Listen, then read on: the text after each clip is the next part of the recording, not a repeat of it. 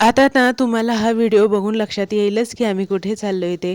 बघा बाबा, मी आणि रेयांश वाट बघत बसलोय ट्रॅव्हलची आणि दुपारची वेळ आहे. ऊन आहे भरपूर. सावली झाडाची होती. तिथे स्टॉपवरती थांबलो होतो आणि थोडंसं लवकरच निघालो होतो घरातून कारण म्हणलं जाऊन तिथं थांबलेलं बरं कारण ट्रॅव्हल्सचा काही भरोसा नसतो. ती कधी लवकर येते, कधी उशिरा येते त्याच्यामुळं. तिथे गेल्या ना रेयांशला आईस्क्रीम आणि आईस्क्रीमवाला तर दिसलाच. तर बाबांकडून त्याने आईस्क्रीम खाल्ली, कुल्फी खाल्ली. त्याची तर मजाच झाली. आता ट्रॅव्हल्स एक 15-20 मिनिटामध्ये आलीच होती आणि आम्ही निघालो आहे माझ्या माहेरी, रेयांच्या मामाच्या गावाला सुट्टीला. तर बघा दुपारी निघालेलो, आम्हाला पोहोचायला होतात संध्याकाळचे 9:30 पावणे 10.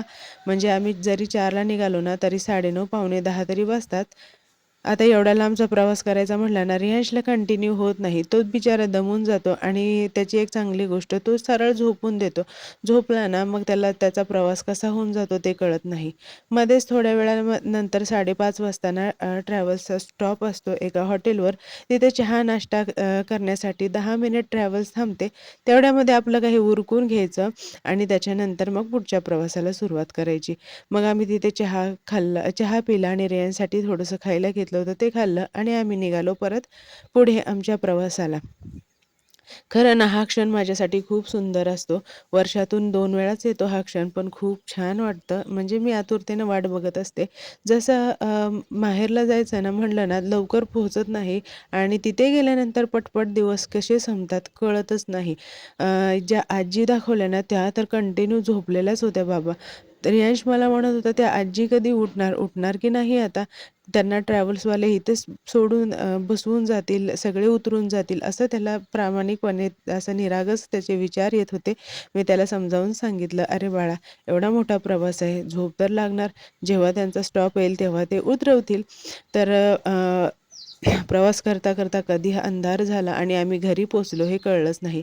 आता आम्ही आमच्या गावाच्या स्टॉपवर पोहोचलो. स्टँडवरती आलो ना, तिथे ना एक खूप वयस्कर आणि गरीब माणूस दिसला आणि ते काका दिसले आणि त्यांचा ना म्हणजे त्यांना चालता येत नव्हतं, पायाचा काहीतरी प्रॉब्लेम होता. मग बाबांनी त्याला थोडेसे पैसे दिले आणि पैसे दिले तसे तो गप्पा मारायला लागला आणि आम्हाला एकतरी प्रवास करून वैताग आलेला आणि तो खूप चौकशा करू लागला. आम्ही जिकडे जात होतो तिकडं ते पायानी पायानी सरकत येत होता आणि तो बिचारा खरंच गावभर फिरत होता.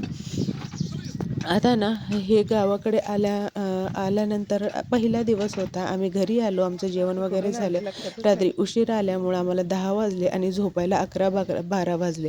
ह्याही दुसऱ्या दिवशीची सकाळ आहे आणि सुंदर सकाळ पाहून मला इतकं छान वाटलं ना, म्हणजे गावाकडचं वातावरण पाहून तर मन प्रसन्नच होऊन गेलं. सकाळी सकाळी अंथरुणातून उठले आणि टेरेसवर एक सुंदर चिमणी समोरच बसली होती. तिला म्हणलं, "चल माझ्या कॅमेऱ्यामध्ये कैद हो." आणि आता ही सकाळची माझ्या मम्मीची कामं सुरू झाली आणि बघा असा माझा ना पहिला दिवस गेला आणि याचा पुढचा व्हिडिओ पण मी बनवला आहे. तुम्ही नक्की माझ्या चॅनलवरती जाऊन पहा आणि आत्तापासून ना मी जेवढे पण गावाकडचे ब्लॉग मला जमतील बनवायला ते मी माझ्या चॅनलवरती अपलोड करेल. चला आता भेटूया आपण अशा सुंदर व्हिडिओमध्ये. तोपर्यंत बाय.